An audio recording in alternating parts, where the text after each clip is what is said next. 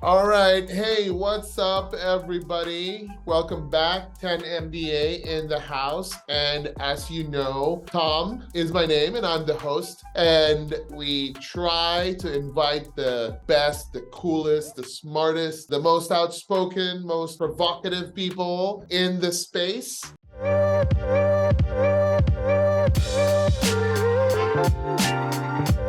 And today will not disappoint. It will not disappoint at all because we have a really, really awesome person that we're going to have a conversation with today. His name is Ron Fernandez. He has been in the brand space for God knows how long, a really long time. He's been around the block and over again. Founded a company, a consulting company called Think Ahead Consulting.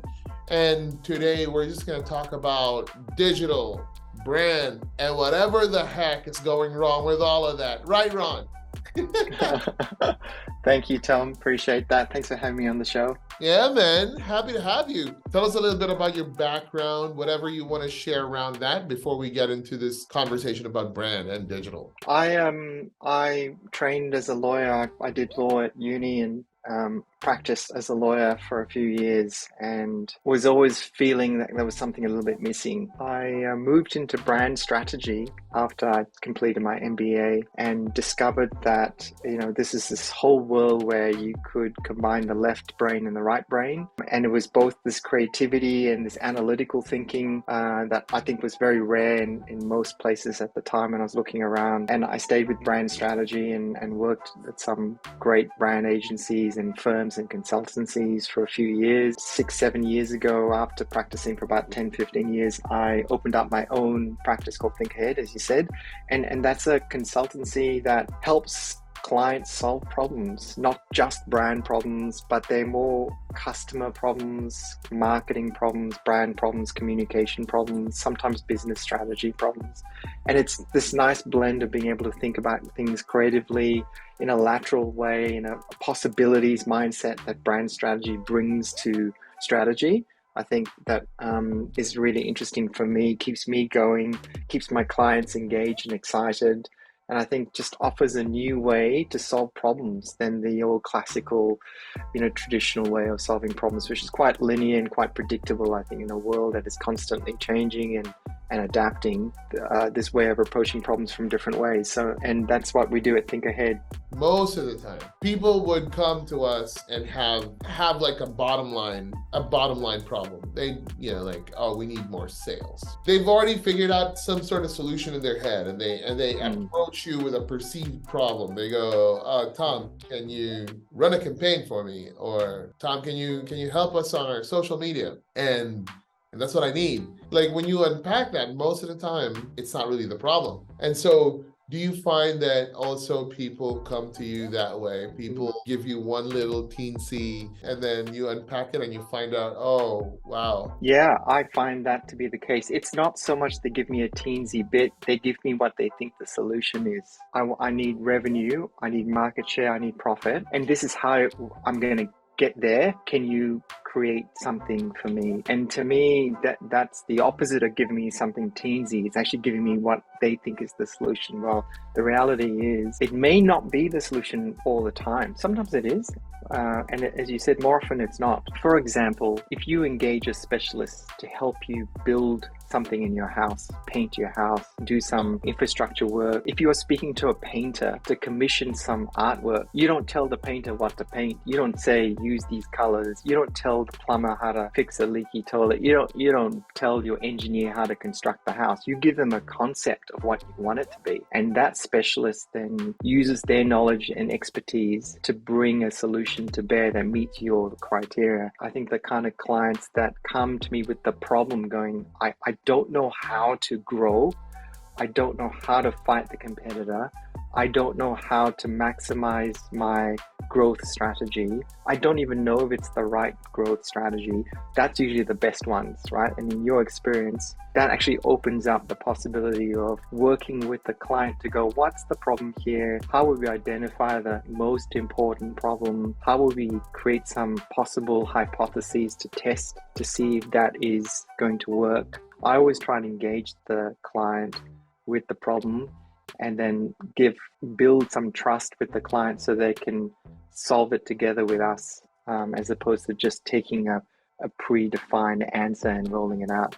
In today's world, you need a different perspective to look at the same old problems. Otherwise, everyone doing the same thing. And everyone's using a formula, and you're all ending up in the same space. And there's so much more white space out there, and it all requires someone to take a leap by looking at the problem differently. There's so much more choice for customers to choose from a range of service providers and product offerings. They're constantly fickle. They're less loyal to you. In this kind of environment, if you don't have a clear strategy, then you are going to be pulled in and out of the ocean with the tide, with everybody else. But if you want a disproportionate market share, if you want a disproportionate share of the revenue, of the share of mind, of the share of heart, if you want higher profits, if you want to have the ability to charge more for your services and goods, then you need a strategy to start off with. That takes you into the minority who do have a clear strategy. Very few companies actually do have a strategy.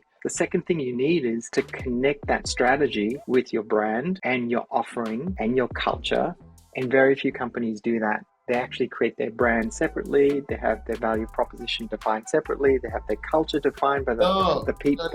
And they're all kind of disconnected. And so if they don't come together, you end up having these silos and internal factions. And customers these days can sense all of this. You know, how often, Tom, when you buy a product, you know, they sell you a great dream on the website, and then when you buy the product, you have a very average customer experience when you receive it. Oh, come on. Let's not even get started.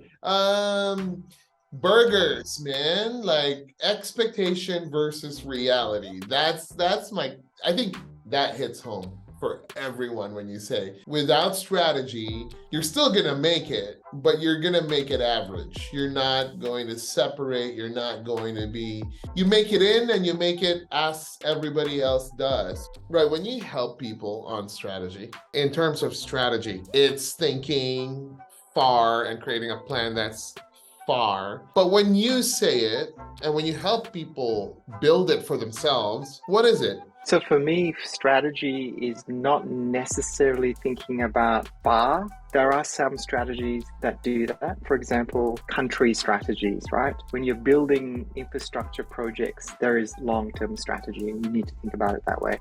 But some strategy is very much for the now. And some strategies are all about being able to pivot and move and adapt to changing environments. Technology, that's an example of that. So for me, it's not about the distance. It's actually about the fundamentals. It's about the depth.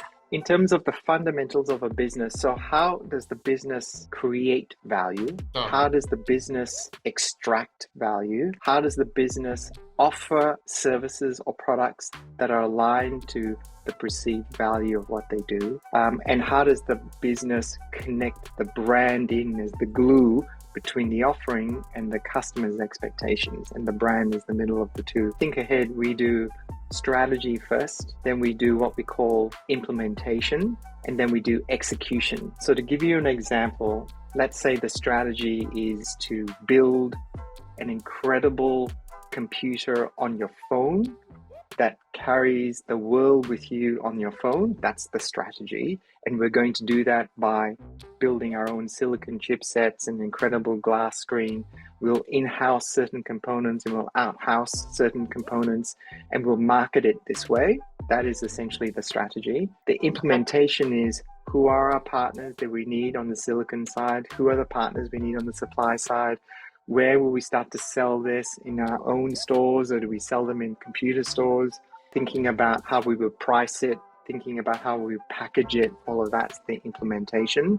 And the execution is, you then have to go find the physical stores. You have to then go and secure the contracts with the manufacturers who then start making the chipsets and the glass, etc. So there are, I think, 3 well-established phases, and those phases can take weeks if it's a small, quick release product, sometimes even shorter than that. Sometimes they could take years. So most companies think that they have a strategy, but they actually don't have a strategy. And it's very easy to tell this. The people in the company feel that, usually by just simply asking people in the company, not necessarily the C-suite, but the others, do we have a strategy? They'll tell you straight away, quietly, No, we don't. All of these are signifiers that they don't have a strategy or they're not using the strategy that they created ages ago. So for me, it's really important, even though the term strategy is overused, I think it's really important that companies deal with the fundamentals of the company as strategy. Do the companies that come to you actually ever come to you at the beginning stages where you can actually follow this whole three-phase situation? Or do they come to you midway or already troubled, already something's happening, and it's primarily because they didn't do the whole, what's your journey there?